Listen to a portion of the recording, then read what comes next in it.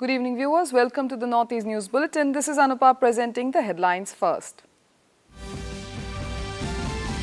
Prime Minister Narendra Modi interacts with foreign ministers from BIMSTEC member states.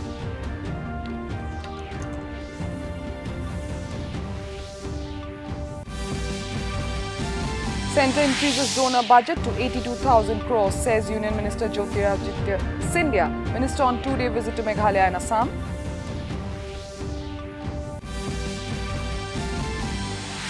IMD predicts heavy rainfall spell over northeast for next 5 days. Heavy rainfall likely to occur in Assam and Meghalaya till 16th of this month.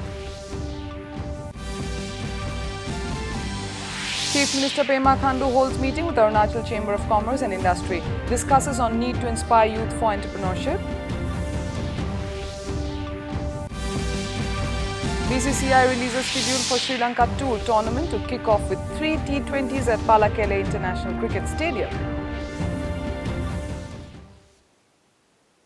Prime Minister Narendra Modi stressed on the role of BIMSTEC as engine for economic and social growth, reaffirming India's commitment to a prosperous, resilient and safe BIMSTEC region. The foreign ministers from the BIMSTEC member states met Prime Minister Narendra Modi in New Delhi today.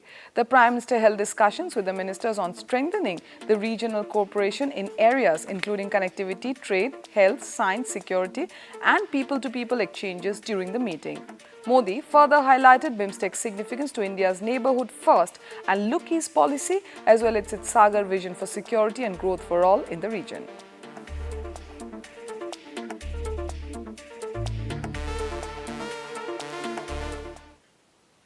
Union Minister for Development of Northeastern Region, Donor and Communication Jyotiraditya Scindia is on a two-day visit to Meghalaya and Assam. Addressing media persons at LGBI Airport in Guwahati today, Scindia informed that the centre has increased the budgetary allocation for the donor ministry from 24,000 crores to around 82,000 crores. He further added that Northeast is the repository of India's age-old culture and central development is focusing on various factors including infrastructure, connectivity and tourism development in alignment with the vision of a Viksit Purvattar. Therefore, Scindia left for Shillong, Meghalaya for an event. Meanwhile, he is scheduled to visit the Netfi House in Guwahati, Assam tomorrow to promote entrepreneurship and startups in the region. That translation of his vision into reality, which has been on track for the last 10 years in terms of the huge outlay increase for the Northeast from a budgetary point of view, from 24,000 crores to almost 82,000 crores, from a infrastructure point of view, whether it's roads, rail or civil aviation, a portfolio that I held in the last term, where we increased the number of airports from 9 to 17, whether it be in the area of Samajik Vikas, health, education, sports, areas of tremendous potential, whether it's tourism, agarwood, bamboo, and therefore the Northeast is a repository of our age-old Sanskriti, our age-old Sanskar, our cultural vibrancy, nature's abundance, and that repository must be and will be showcased to the world.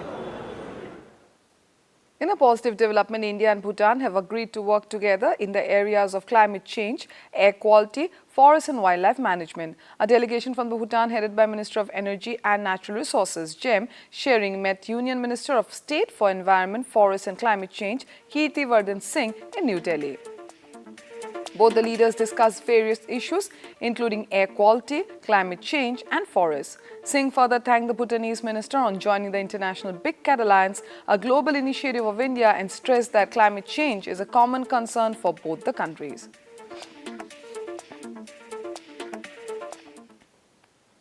In a tragic incident in Nepal, 2 buses carrying passengers went missing in Trishuli River early this morning in the landslide at Simaltal area along the Narayan Ghat Muggling Road section in Chitwan district, officials confirm. The buses were carrying total of 65 passengers. Chief District Officer of Chitwan, Indradev Yadav, confirmed that the two vehicles fell off the river at 3:30 this morning. According to Nepal police, one of the buses was on its way to Kathmandu from Birgunj, had 24 persons on board, including 7 Indians travelling in it. Meanwhile, Nepal Armed Forces Police have started carrying rescue operations. The Supreme Court today granted interim bail to Chief Minister, Delhi Chief Minister and Aam Aadmi Party National Convener Arvind Kejriwal in the money laundering case linked to the alleged liquor policy scam. A bench comprising Justice Sanjeev Khanna and Dipankar Datta referred to a larger bench the Delhi Chief Minister's petition challenging the arrest by the Enforcement Directorate (ED). Kejriwal will, however, remain in the Tihar jail as he has also been arrested by the Central Bureau of Investigation under the Prevention of Corruption Act in relation to the same liquor policy case. It may be mentioned that the Delhi Chief Minister was released on 10th of May by the Supreme Court to campaign for the Lok Sabha polls and returned to jail on the 2nd of June. और ये कहा है कि उनको जो है इस matter में अंतरिम जमानत दी जाती है और जो इशू है सेक्शन 19 का और नीड फॉर अरेस्ट का उसको जो है रेफर किया गया है लार्जर बेंच में। केजरीवाल जी अभी कस्टडी में रहेंगे क्योंकि सीबीआई की बेल अभी पेंडिंग है। The CBI bail is still pending, so until or unless he was granted bail in that, he will remain in custody till that time. Honorable Supreme Court bench has pronounced its judgment. We obviously don't have a copy of the detailed judgment yet, which will be uploaded in the course of the day. I am just giving a briefing based on what the court observed during the oral reading out of parts of the judgment. The court has examined aspects of section 19 of requirement of arrest under the PMLA.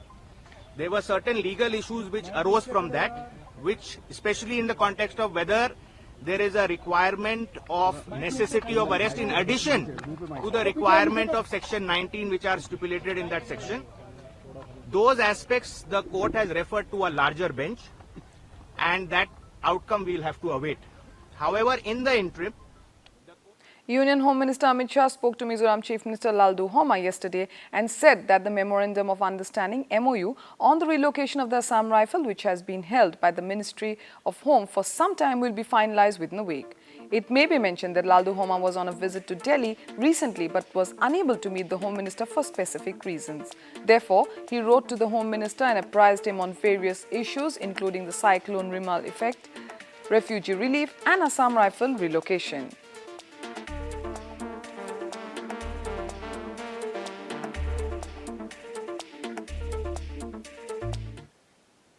Now it's time for a short commercial break. We'll be right back.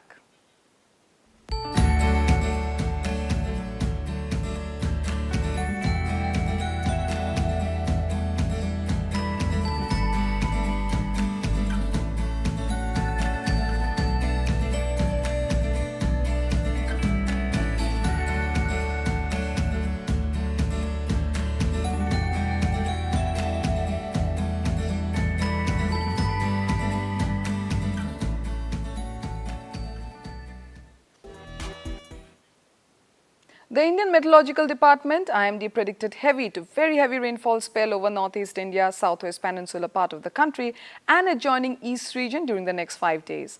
According to the weather agency, heavy rainfall is likely to occur at isolated places over Assam, Meghalaya and Odisha till 16th of this month. Meanwhile, sub-Himalayan Sikkim, Arunachal Pradesh and Bihar will witness heavy rainfall till 14th of this month. Nagaland and Manipur will also witness heavy rainfall on 14th and 15th of this month.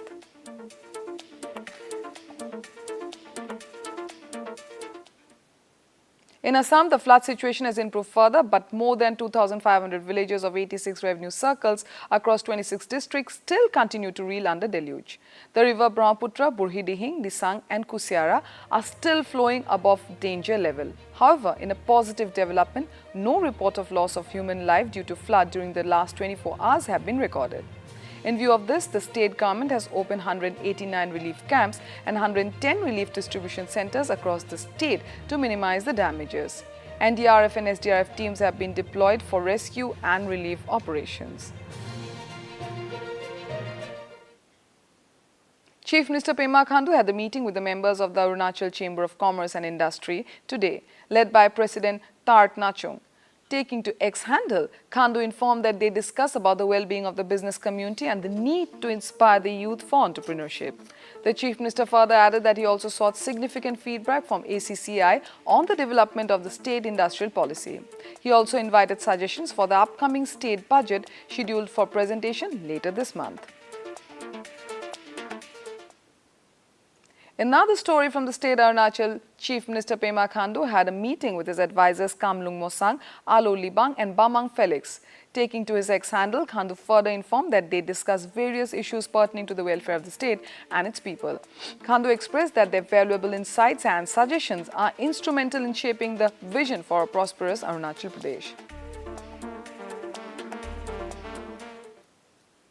Nagaland Department of Animal Husbandry and Dairying, Ministry of Fisheries and Government of India conducted a regional training of 21st Livestock Census on software and breeds to state and district nodal officers SNO and DNO of Nagaland, Manipur, Mizoram and Tripura today at Dimapur. The workshop was aimed to train the DNO and SNO of these states for the detailed training on newly launched applications for conducting 21st Livestock Census, which is scheduled during December and September 2024. The workshop featured a series of sessions beginning with a brief description of the 21st Livestock Census by the Animal Husbandry Statistics Division, followed by a detailed presentation from ICAR, National Bureau of Animal Genetics Resources. The Board of Control for Cricket in India, BCCI, has released the schedule for the Indian cricket team's tour of Sri Lanka. The tournament will kick off with 3 T20s at the Palakele International Cricket Stadium on 26, 27 and 29th of this July.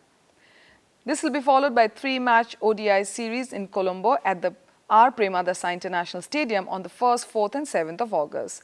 The Indian national team will arrive in Sri Lanka on the 22nd of this month. This will be India's first tournament under the newly appointed head coach Gautam Gambhir. However, the squad for the upcoming tour is yet to be announced. In Meghalaya, 4 cases have been registered by the police regarding the recent checking of papers of labourers and alleged assault by NGOs so far. In view of this, addressing the media, Chief Minister Conrad Sangma clarified that there is no work permit in the state for migrant workers, but there is a mandatory registration of such workers with the Labour Department. On implementation of the inner line permit in the state, Sangma said that the Assembly has passed a resolution for the same and now it's waiting for the centre's approval. Meanwhile, on the Meghalaya Resident Safety and Security Act, Sangma added that the bill was sent by Governor to the Ministry of Home Affairs, which was returned with various suggestions for amendment. Now it's time for repeat headlines. Prime Minister Narendra Modi interacts with foreign ministers from BIMSTEC member states. BIMSTEC, engine for economic and social growth, says Prime Minister.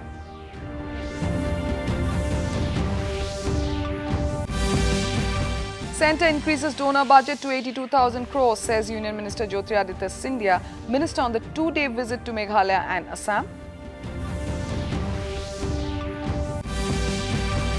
IMD predicts heavy rainfall spell over northeast for the next 5 days. Heavy rainfall likely to occur in Assam and Meghalaya till 16th of this month. Chief Minister Pema Khandu holds meeting with Arunachal Chamber of Commerce and Industry, discusses on need to inspire youth for entrepreneurship.